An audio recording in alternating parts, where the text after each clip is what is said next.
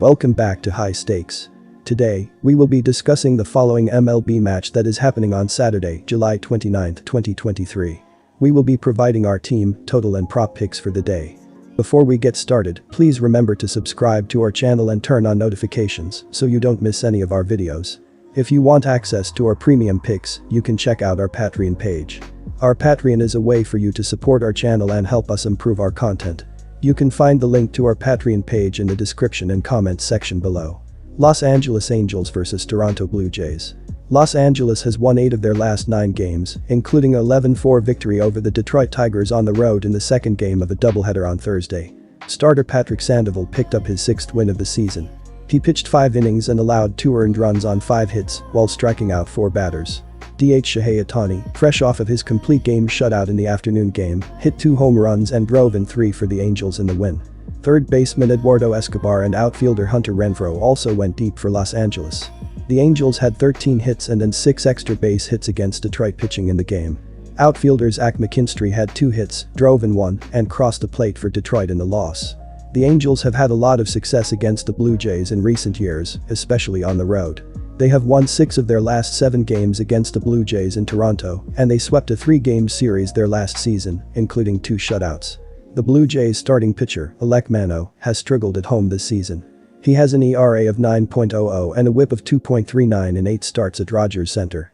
The Angels are ranked 5th in the majors in average runs scored on the road, so they should be able to take advantage of Manoah's struggles.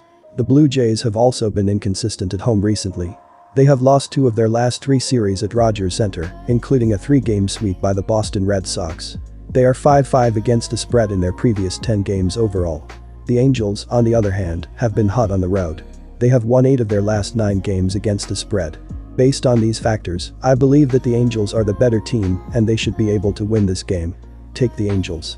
2 of the 3 games played between these 2 teams at Rogers Center earlier this season went over the run total, and 44 total runs were scored during the series. 2 of the 3 games these 2 teams played there in 2022 also went over the run total. The Angels batted a healthy .281 with a .561 slugging percentage and .911 ops during the 3-game set. Los Angeles has pushed or gone over the run total in 6 straight games away from their home stadium. Detmers has an ERA over 10 in his previous 3 starts, and he has an ERA of 5.71 ERA in 7 starts on the road. The Blue Jays have gone over the run total in Manoah's last 3 starts, and they have pushed or gone over in 3 of their last 5 games overall. Manoah has given up 44 hits and 31 earned runs in 31 innings of work at home so far this season. The Angels rank in the top 10 in the league in both average runs scored overall and average runs scored on the road. They have gone over the run total in 5 of their last 7 games. The stats suggest a higher scoring affair when these 2 teams meet on Saturday. Take the over. Detroit Tigers vs Miami Marlins. Tarik Skubal or Joey Wentz is expected to start for the Tigers. Skubal went 5 innings, gave up 2 hits, 0 walks, 0 earned runs, and struck out 9 in a win in his last start against the San Francisco Giants. Skubal has a record of 1-1 with a 3.71 ERA, 0.88 WHIP, and a 23/3 KBB ratio in 4 starts this season. Opposing batters are hitting .200 against Skubal. Joey Wentz has not pitched since June 28. The Tigers have been terrible on offense this season. They are bottom 10 in the league in runs, hits, home runs, RBIs, walks, batting average, OBP, SLG, and ops. Detroit's pitching staff has been good to fairly average this season. They are middle of the league in ERA, hits allowed, runs allowed, and home runs allowed. Detroit is top 10 in WHIP and batting average against. It is unlikely the Tigers make the playoffs, but they are not completely out of the race in the AL Central. The Marlins are a good team against left-handed pitching, ranking top 10 in the league in batting average, OBP, SLG, and ops against southpaws. Luis Arias leads the MLB in batting average by a wide margin. The Tigers, on the other hand, have been terrible on offense this season, ranking bottom 10 in the league in runs, hits, home runs, RBIs, walks, batting average, OBP, SLG, and ops.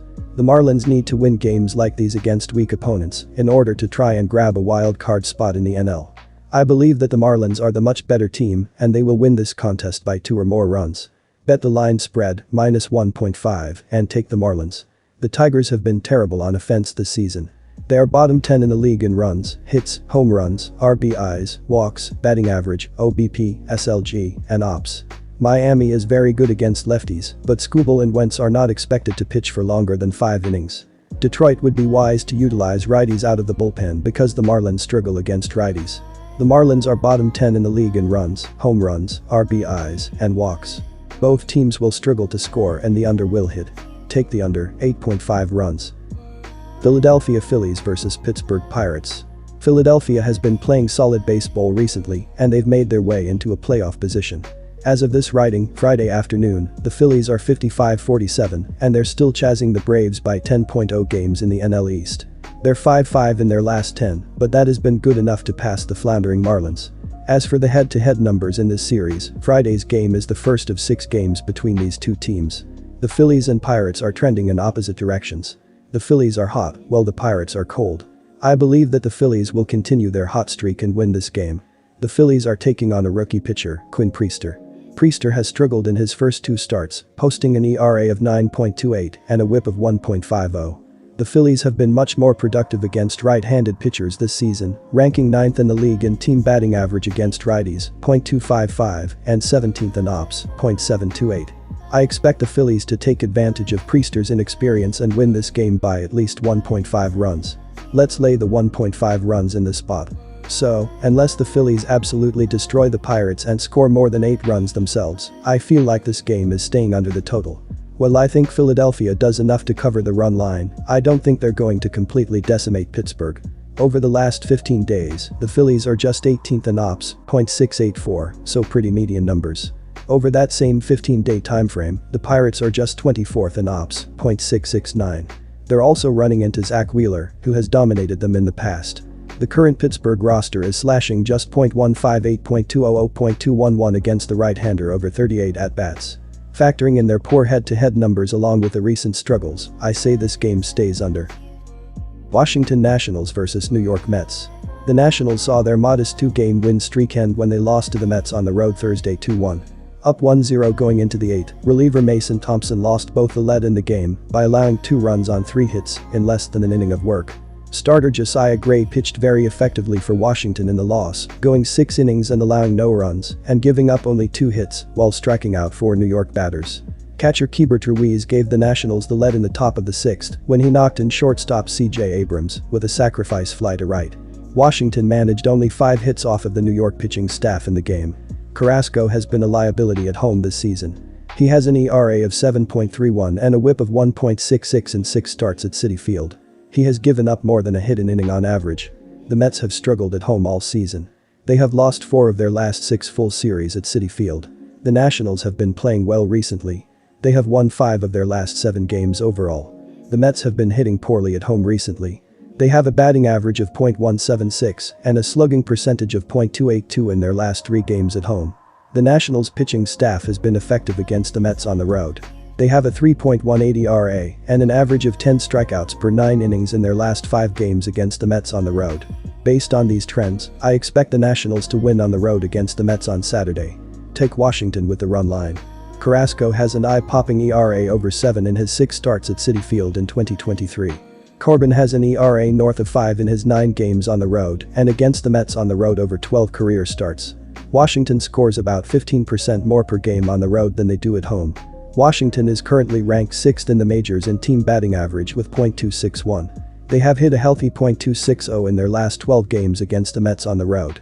They have gone over the run total in 6 of their last 7 games on the road and have scored 5 runs or more in 7 of their last 10 games overall. The Nationals have gone over the run total in 3 of Corbin's last 4 starts. Most signs point to a higher scoring affair between these two teams on Saturday. Take the over 9 runs.